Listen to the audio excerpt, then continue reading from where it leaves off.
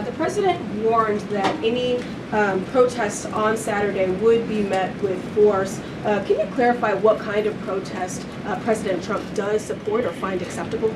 The president absolutely supports peaceful protests. He supports the First Amendment. He supports the right of Americans to make their voices heard. He does not support violence of any kind. He does not support assaulting law enforcement officers who are simply trying to do their job. It's very clear for the president what he supports and what he does not. Unfortunately for Democrats, that line has not been made clear, and they've allowed this unrest and this violence to continue, and the president has had to step in.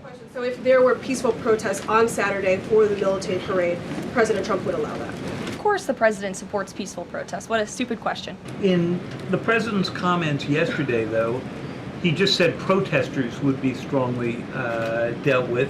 Why is he not out saying all peaceful protesters will be protected? I think two things can be important at the same time. And the president, as I just answered, supports the right of Americans to peacefully protest. He supports the First Amendment. But that is not the majority of the behavior that we have seen taking place in Los Angeles. We have seen mobs of violent rioters and agitators assaulting law enforcement officers, assaulting our federal immigration authorities. And we have seen, as I said, this goes back to what this administration is trying to do and accomplish, and that's enforcing law and order in our nation's communities. And it's removing public safety threats from communities in Los Angeles.